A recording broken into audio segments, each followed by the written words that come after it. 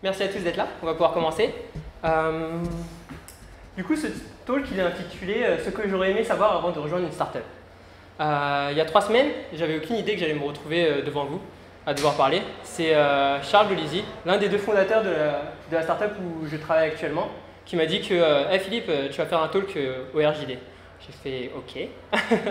Et je ne savais pas du tout de quoi est-ce que j'allais parler. Du coup, j'ai pas mal regardé les vidéos des précédents RJ Talk. Et ce que je me suis dit, c'est qu'il y a 3 ans, en fait, j'étais venu à un RJD et je me suis dit, qu'est-ce que j'aurais voulu savoir il y a 3 ans. Et du coup, voilà pourquoi est-ce que j'ai intitulé ce talk, ce que j'aurais aimé savoir avant de rejoindre une startup. Du coup, un petit mot d'avertissement. Je m'appelle Philippe Tring. Je ne suis pas CTO ni même CEO de chez Pledzi. Et ce que j'aime bien dire, c'est que je prétends comprendre ce que c'est le code. Chez Pledzi, ce qu'on fait, c'est pas du tout le sujet de ce talk-là, mais on vend un logiciel de SaaS qui rend les marketeurs meilleurs dans leur boulot au quotidien. Un autre mot d'avertissement, tous les bons conseils qui peuvent suivre m'ont surtout été enseignés par mes collègues. Ça veut dire que je connais rien en vrai. Et tout mauvais conseil, et ça il y en aura peut-être beaucoup, c'est l'anti-responsabilité de ma mauvaise interprétation. Du coup, le premier truc que je voulais aborder, c'est le mythe des startups. Il y a plein de façons de catégoriser des boulots, mais l'une des premières, c'est des bad jobs. Les bad jobs, c'est quoi? C'est les boulots où on y est et on sait qu'on veut partir. Il y a peut-être des gens qui sont en reconversion parmi vous, d'autres qui n'aiment pas leur boulot actuel, et c'est pour ça que vous êtes venus au RJD aujourd'hui. Mais en fait, mine de rien, ces mauvais boulots, ils ne sont pas pires que les OK boulots. Parce que les OK boulots, c'est les boulots où on y va tous les jours. On ne sait pas trop pourquoi est-ce qu'on y va, peut-être parce qu'on a besoin de gagner un salaire, mais ils ne sont pas pires que les bad jobs, parce que les bad jobs, on a vraiment envie de se barrer. On sait qu'il y a une mauvaise ambiance, que ça se passe mal, et on recherche activement bonjour, comment changer d'entreprise. Mais les OK jobs, ça se passe quand même bien, la vie est assez tranquille.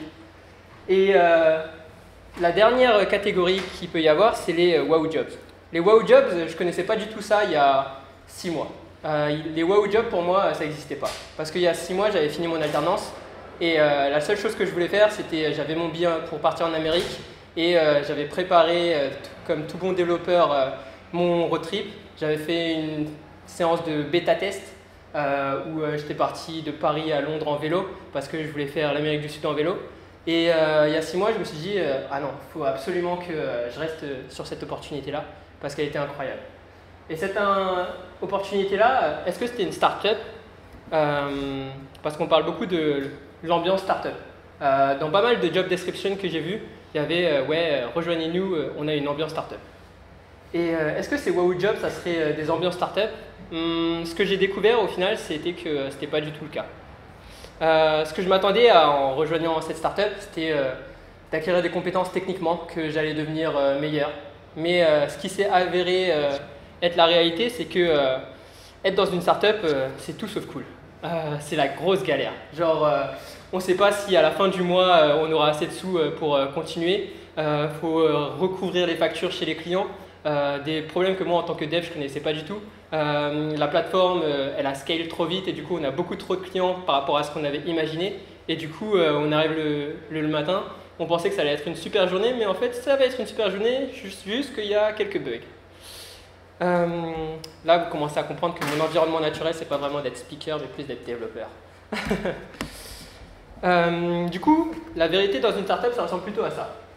Au quotidien, tout le monde court un petit peu dans tous les sens, tout le monde fait un petit peu tout. Peut-être qu'en tant que développeur, vous allez vous retrouver à parler devant des gens et vous ne vous sentez pas très à l'aise. Là, je cache ma jambe qui est un petit peu en train de trembloter. Mais il y a quand même des bonnes choses dans le fait d'être dans une startup. Mais ce n'était pas forcément les choses que j'imaginais. Être dans une startup, j'imaginais que ça allait être boire de la bière, il y aura une table de ping-pong et on va jouer au ping-pong.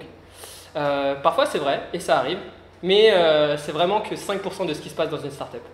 Ce qui se passe dans une startup, par contre, c'est ce que j'appelle la magie d'être petit. Quand on est petit dans une startup, on peut faire plein de choses différentes. Et ça, c'est génialissime. C'est-à-dire qu'aujourd'hui, j'ai grave la frousse d'être devant vous en train de parler. Mais c'est quelque chose que je ne m'attendais pas du tout à faire. Et si j'avais été dans une grande entreprise, jamais je l'aurais fait. C'est être poussé au quotidien par tout le monde. Parce qu'au quotidien, on a besoin de plein de ressources différentes. Et c'est aussi pouvoir toucher à tout. Ce que j'appelle l'expérience premium. C'est-à-dire, j'aurais été un développeur dans une grande entreprise, on m'aurait filé un cahier des charges et j'aurais développé ce qu'ils m'ont dit sans même réfléchir. Là, l'expérience premium, pour moi, ça a dû être de comprendre ce que c'est le marketing, ce qui se passe au quotidien dans mon boulot, pour ne pas faire les choses bêtement parce que potentiellement mon avis est important. Mais par contre, souvent il est faux. Mais quand on me dit que c'est faux, on me dit pourquoi c'est faux. Et ça, c'est hyper intéressant. Et surtout, le truc important, c'est l'enfant qui est en nous. Et ça, c'est un truc que moi, vous le voyez peut-être, mais je suis un peu asiatique. Et quand on a une éducation asiatique, il y a un stéréotype, c'est qu'on est très carré. Genre, faut que tu fasses les choses comme ça, travaille dur, et quand tu auras travaillé dur, t'inquiète pas pour le reste, ça va venir. Ce que j'ai découvert dans une startup, c'est que on peut travailler dur en s'amusant. Et s'amuser, c'est pas forcément des tables de ping-pong, parce qu'on n'en a pas chez Pledzi. Mais s'amuser, c'est peut-être un collègue au boulot qui va arriver un matin, il a reçu un colis Amazon et il va essayer de s'insérer dans la boîte. Pour quelle raison, j'en ai toujours aucune idée. C'est comment est-ce que, par exemple, moi, une chose que j'adore faire, c'est lorsque j'ai une question que j'arrive pas à résoudre en tant que dev, c'est au lieu de dire hey, les gars, j'ai un problème, je dis ok les gars, vous savez que c'est quelle heure? C'est l'heure la Pledzi question. Et du coup, tout le monde sort un faux buzzer et fait semblant d'attendre ma question. Et c'est vraiment, je trouve, cette barrière où on nous dit ok, dans une compagnie, ça va se passer et ça va être rigoureux. Mais je trouve que dans les startups, justement, cette ambiance startup, c'est beaucoup comment est-ce qu'on mixe un peu les deux. Comment est-ce qu'on rentre du jeu au quotidien. C'est vraiment ça pour moi une compagnie. D'ailleurs, une compagnie, je ne sais pas si vous le savez, mais ça vient d'un terme militaire. C'est une unité chez les militaires. Et ça vient un peu de là, le terme compagnie. Je trouvais ça intéressant quand je l'ai lu. Et c'est vrai que c'est pas toujours rose chez les startups, mais il se passe des trucs qui se passent nulle part ailleurs. Typiquement, tous les jours, je sais qu'il va se passer un nouveau truc. Aujourd'hui, on a acheté un hamac et on l'a posé entre deux colonnes et on ne savait pas trop si ça allait tenir. Il y a, je sais plus, quelques semaines, on est tous descendus à Marseille parce qu'il y a deux de nos collègues qui travaillent à Marseille. Et ça, c'est la tête de ce collègue-là lorsqu'il a vu qu'on était tous à la gare. Et la première chose qu'il a dit, c'est « Mais qu'est-ce que vous foutez là, bande de branleurs ?» Et ça, je trouvais ça hyper intéressant. Puis la seconde chose qu'il s'est dit, c'est « Et je vais faire quoi de tous mes rendez-vous à Paris ?» Et c'est vraiment ces expériences-là qui sont, je pense, qu'on ne vit pas au quotidien dans d'autres entreprises. Je prends un autre exemple. Dans 3 semaines, on a loué un Airbnb où on va tous aller ensemble pour travailler une semaine. Et je trouve que c'est des choses incroyables. Donc, ce qui fait vraiment la force, au final, c'est pas tant les tables de ping-pong ou la bière, c'est surtout les gens avec qui on va bosser au quotidien. Et c'est pour ça que je voulais briser ce mythe des startups, entre guillemets.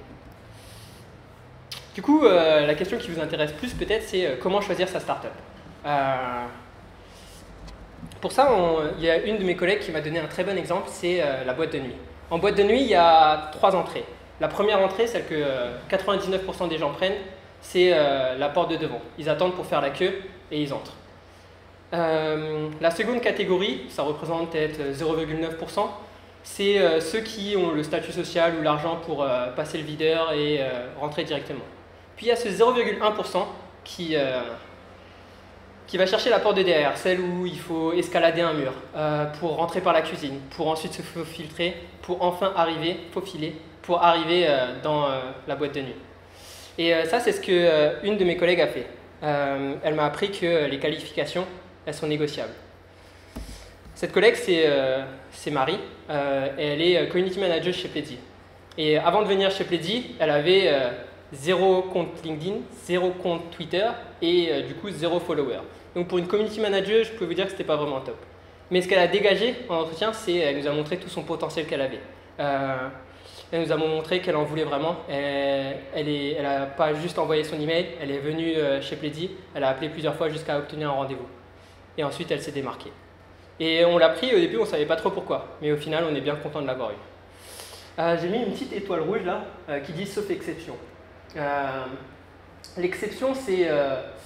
les qualifications sont négociables, mais par exemple, si vous voulez être docteur, les qualifications, elles sont requises. Donc, essayez pas de devenir docteur si vous n'avez pas les qualifications.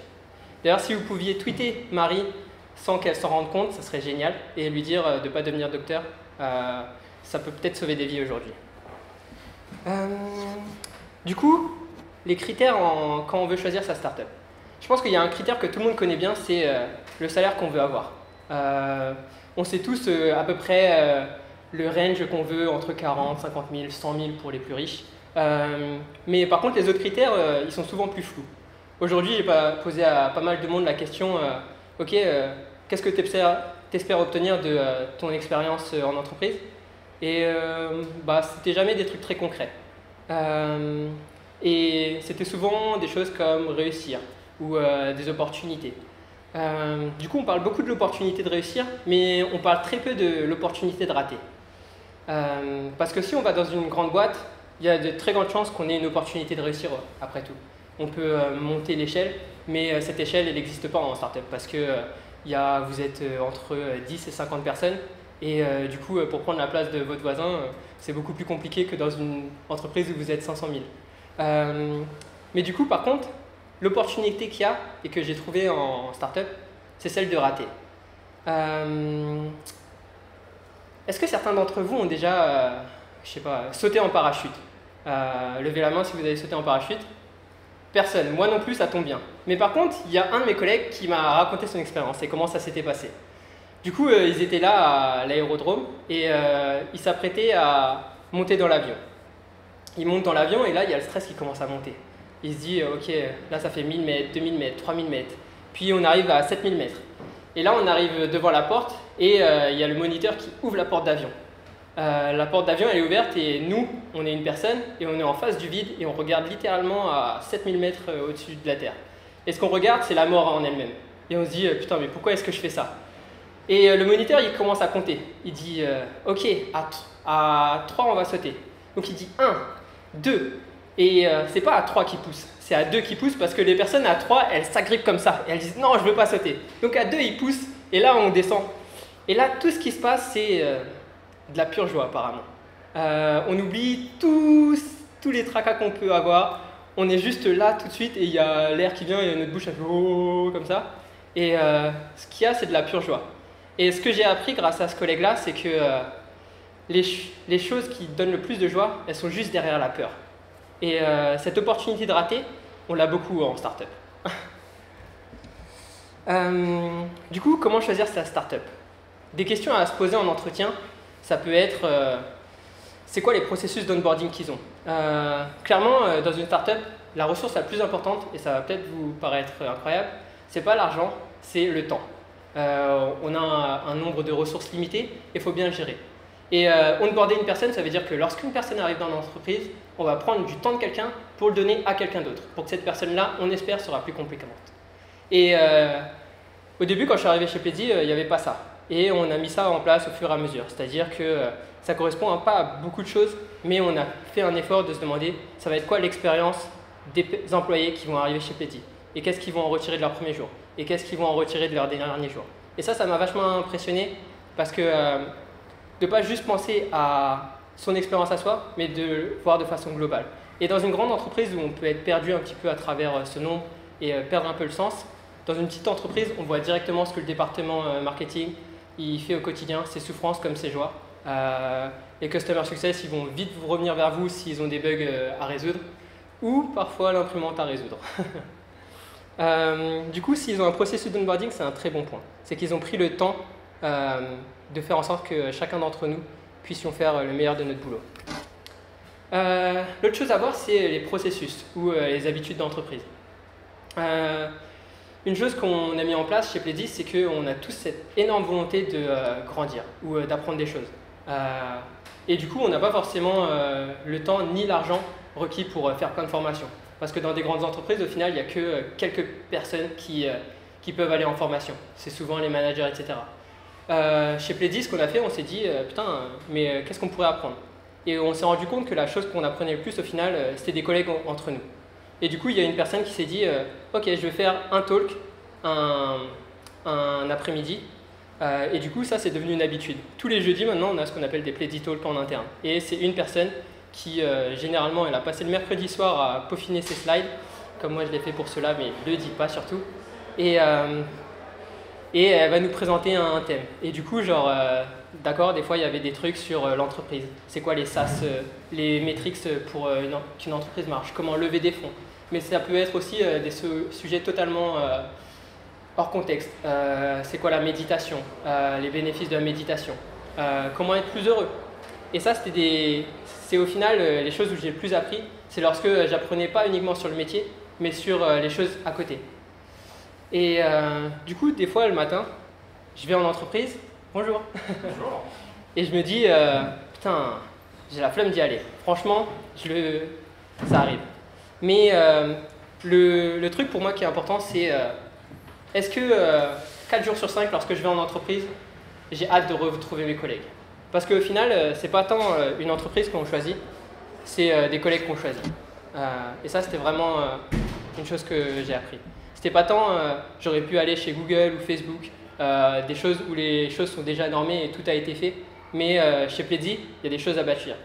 Dans une startup, on ne sait pas si ça va marcher ou pas, mais il y a des vrais challenges à mettre en place. Je ne dis pas que les challenges ne sont pas présents dans les autres boîtes, mais ils sont différents. Et ce n'est pas là du tout la même notion d'aventure qu'on peut avoir. Du coup, comment choisir sa startup? Le truc que je me suis dit en essayant de me parler à moi-même, ça arrive souvent parce que je suis un peu schizo, c'est est-ce que je suis un 0 ou un 10? Et être un 0 ou un 10 pour moi, c'est... je me rappelle d'un entretien que j'ai fait, c'était une personne qui avait un régime paléo. Et cette personne, elle avait un régime paléo, en gros, ça veut dire qu'elle mange que des produits naturels. Moi, ce que j'ai compris sur le moment, c'est qu'elle mangeait que des graines. Si tu vois ce message, je suis désolé d'avoir dit ça. Je t'adore. Mais ce qu'on a retenu au final de cette candidature, c'est pas juste... la plupart des entretiens où on arrive, on se souvient des personnes où on dit alors t'en penses quoi? Ouais, elle est sympa. Mais cette personne-là, c'était soit un 0, soit un 10. C'était pas forcément un 7. Donc être un 0 ou un 10, c'est montrer les caractéristiques qui font de nous ce qu'on est nous. Par exemple, c'est peut-être vous adorez mettre des tongs. C'est peut-être la cause animale. Il y a des gens qui adorent le théâtre. Et c'est toutes ces choses-là qu'il faut mettre en avant et pas avoir peur. Chose que moi, j'avais plutôt tendance à mettre de recul et à mettre un masque de moi passe-partout. Comme ça, je me dis, ok, les gens ils vont pas m'adorer, mais ils vont dire, oh, il est sympa. Et au final, on s'en souvient pas de ces personnes-là. Au moins, si j'ai un 0 ou un 10, ça m'importe peu d'avoir des 0, parce que je sais que je vais en avoir, mais ce qui importe, c'est d'avoir un 10, parce qu'on ne cherche pas 18 entreprises, on cherche une entreprise qui nous plaît, ou une start-up. L'ingénieur en start-up, il a un rôle un peu différent de l'ingénieur dans une grande entreprise. L'ingénieur en start-up, il apporte toujours des solutions. Il va débugger les choses, mais ce qu'il va faire aussi, c'est appliquer son côté je cherche à tout débugger à un niveau plus large. C'est-à-dire, par exemple, aujourd'hui chez Pledzi, on a un vrai souci de sourcing des recrutements. Du coup, comment est-ce que j'ai essayé de remédier à ça? J'ai essayé de faire un talk ou de venir à un événement pour débugger justement cette situation-là. C'est que nos compétences de dev, elles vont s'appliquer à plein d'autres endroits. Par exemple, comment est-ce qu'on fait pour que là, il y a un problème de communication entre nos départements, quel processus on peut mettre en place. Du coup, il y a une vraie compétence de plonger dans les problèmes et trouver des solutions, que ce soit du code ou pas, quand on est ingénieur dans une startup. Il y a une vraie gestion des priorités, c'est-à-dire que vous aurez tout ça de choses à faire, mais vous aurez ça de temps pour le faire. Et du coup, comment est-ce qu'on peut gérer tout ce temps-là au quotidien? Et ce que j'appelle MacGyver dans l'âme, c'est une vraie envie d'automatiser les processus, de rendre plus performant tout le monde au sein de l'entreprise. Parce que généralement, quand on fait des choses, on peut le faire en 20% de ce qu'on fait, ça peut apporter 80% des bénéfices. Ça, c'est la loi de Pareto, mais je pense que les devs connaissaient tous ça. Du coup, vraiment gérer ses priorités et ce qui est le plus important. Donc par exemple, aujourd'hui, le plus important, c'était pas de débugger l'application ou de coder une nouvelle feature, c'était de venir faire ce talk et d'assister à toutes ces potentielles personnes qui peuvent nous rejoindre. Ce qui vous a amené ici ne vous enverra pas forcément là-bas. Ce que ça veut dire, c'est qu'au début, on arrive dans une startup et on va chercher à avoir toutes les compétences techniques pour pouvoir faire notre métier. Mais au fur et à mesure du temps, on ne va pas pouvoir grimper l'échelle de la hiérarchie parce qu'il n'y en a pas généralement. Ou alors il y a juste vous et des fondateurs. Du coup, pour grimper et continuer de s'améliorer, comment est-ce qu'on peut apporter de la valeur en dehors de notre rôle.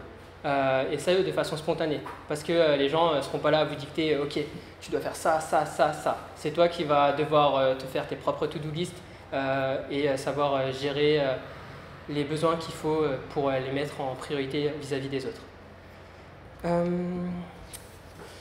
La chose que je voulais rajouter surtout, c'est écoutez pas mes conseils. Ça peut paraître marrant, mais même moi, si je me parlais à moi-même, j'écouterais pas mes conseils. C'est-à-dire que ce qui marche pour moi aujourd'hui, quand j'en parle à mes amis, ils me disent non mais t'es passé d'un mec qui voulait à tout prix voyager à un mec qui fait que travailler quasiment. Et quand j'en parle au yoga, parce que yoga on est très on veut faire la balance entre la vie perso et la vie pro, ils me disent non mais là t'es beaucoup trop dans la vie pro. Et au final ce que j'essaie de faire c'est mixer les deux, qu'il n'y ait plus cette barrière entre vie pro et vie perso. Mais ces choses qui marchent pour moi, elles ne vont pas forcément marcher pour vous. Donc ce que je vous invite à faire, c'est s'il y a des choses que vous allez trouver bien, les tester pour vous-même, et s'il y a des choses qui vous paraissent moins bien, de ne pas les essayer. Du coup, pour répondre à la question, ce que j'aurais aimé savoir avant de rejoindre une startup, c'est que c'est un jeu vidéo. Et ça, c'est encore un de mes collègues qui me l'a appris. Pourquoi est-ce que c'est un jeu vidéo d'être dans une startup ? Parce que dans un jeu vidéo, ce qu'il m'a expliqué, c'est que au fur et à mesure du temps, on va grimper de niveau. Et grimper de niveau pour mettre des attributs dans certaines statistiques. Peut-être que vous allez augmenter votre force, peut-être votre intelligence, peut-être votre dextérité. Et il se passe la même chose dans une startup et dans votre vie en général. Vous allez vous mettre à lire des livres, donc vous allez mettre des points en intelligence, ou vous allez partir à la salle de sport pour courir, et du coup vous allez mettre des points en endurance. Et la métaphore, elle va beaucoup plus loin que ça. Ce qu'il m'a dit, c'est que dans son jeu, il a des runes. Et ces runes, il les collecte au fur et à mesure du jeu. Et certaines runes, il doit s'en séparer, et certaines runes qu'il a eues depuis le tout début, il va les utiliser à la toute fin du jeu. Et c'est un peu ça ce qu'on apprend dans une startup. C'est toutes les choses qu'on récupère au quotidien, que ce soit du code ou comment être plus sociable pour les personnes les plus introverties. Levez la main si vous y reconnaissez. Toutes ces choses-là, elles vont vous servir au fur et à mesure, comme dans un jeu vidéo. Et ce qui va se passer en fait, c'est que la startup, ça va devenir la guilde. On est parti assez loin ce soir-là. On avait bien bu aussi. Comme quoi, il y a de la bière des fois dans les startups. Du coup, si tu penses avoir de quoi rejoindre une startup, je voulais juste vous présenter ma guilde. Elle s'appelle Pledzi et il y a activement 15 joueurs actifs. Elle est née en 2015 et notre Power Spike, ou notre boost récent, ça a été de passer de 5 à 15 ces 6 derniers mois. Grâce notamment à une levée de fonds, mais ça c'est pas l'important. L'important c'est qu'on est passé de 5 à 15. Et ça c'est une opportunité hyper intéressante parce qu'on doit relever des challenges comme comment est-ce que la team d'ingénieurs elle grossit, quel processus on doit mettre en place, quel processus surtout on doit enlever. Tout ça dans quel but de se tenter c'est à l'international en 2018. Et notre stack c'est Ruby on Rails, Mongo, et on fait pas mal d'algo de sélection de contenu pour les distribuer à la bonne personne. Des choses passionnantes techniquement, parce que ça m'arrive aussi de coder, outre de parler ici. Et ce que je voulais rajouter aussi avec la petite étoile rouge, c'est que ces qualifications, elles sont négociables. Rappelez-vous, peut-être que ça vous dit un truc. Du coup, le vrai message que je voulais vous passer à travers ce talk-là, c'est que le plus important, et s'il y a une chose que vous devez peut-être retenir, c'est que c'est pas tant les compétences techniques qu'on va acquérir au quotidien, c'est en tant que développeur, mais c'est la chance qu'on a de bâtir quelque chose de grand ou potentiellement petit avec des gens qu'on aime bien. Et le plus important, c'est les gens qui nous entourent. J'ai aucune idée de si Pledzi ça va marcher dans les années à venir. Je crois que la statistique, c'est genre 1% des startups qui réussissent. Donc je ne sais pas si tout le code que je vais écrire ne va pas servir à rien dans 5 ans. Si tout le marketing qu'on est en train de faire avec des jolis personnages, il va servir à quelque chose. Si tous les emails qu'on s'est envoyés, ils vont servir à quelque chose. Mais la seule chose dont je suis sûr, c'est que les relations que je bâtis en entreprise, ça va rester. Du coup, n'hésitez pas à envoyer un email à aventure@pledzi.co. Et si vous avez des questions, je vous écoute. Merci beaucoup. Merci.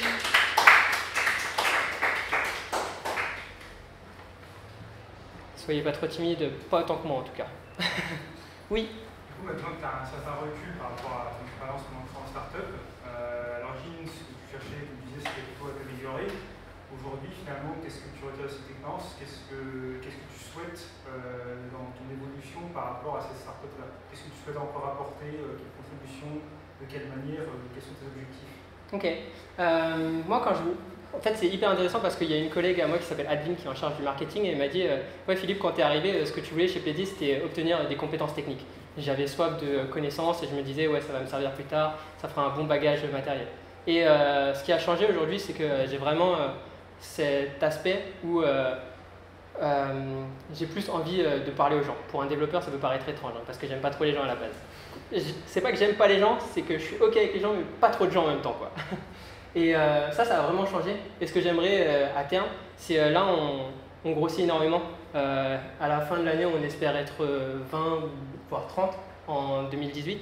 Et ça apporte des challenges qui sont hyper intéressants au niveau humain. Et je ne m'attendais pas du tout à ce que ça m'intéresse. Mais ce qui m'intéresse, c'est pas tant... J'aime bien les gens quand même. Mais ce qui m'intéresse, c'est comment est-ce que toutes ces personnes qui vont arriver, elles vont pouvoir rentrer dans ce même état d'esprit et comment est-ce qu'on va pouvoir améliorer toute l'entreprise ensemble. Et je pense qu'il y a beaucoup de... Le gros problème des grosses entreprises, c'est que du coup, on se retrouve avec des micro-cultures. Avec, là, il y a la team des ingénieurs contre la team des marketeurs, contre la team du produit. Et comment est-ce qu'on peut faire en sorte que tous ces départements-là, ils collaborent? Parce que, je ne sais pas s'il y a un livre qui s'appelle Johnny Ive, c'est le designer d'Apple. Et il parle pas mal de toutes les mini-guerres qu'il y a au sein d'Apple. Et quand j'ai lu ce livre, la première chose que je me suis dit, c'est imaginez si Apple, vous connaissez tous Apple je crois, si Apple qui est ce qu'elle est aujourd'hui, elle n'avait pas ces micro-guerres entre départements, genre ça serait un truc encore plus... Et du coup c'est vers ça que j'espère tendre. Voilà, je sais pas si ça répond à la question. Je vous remercie beaucoup pour votre attention et plein de bonnes choses.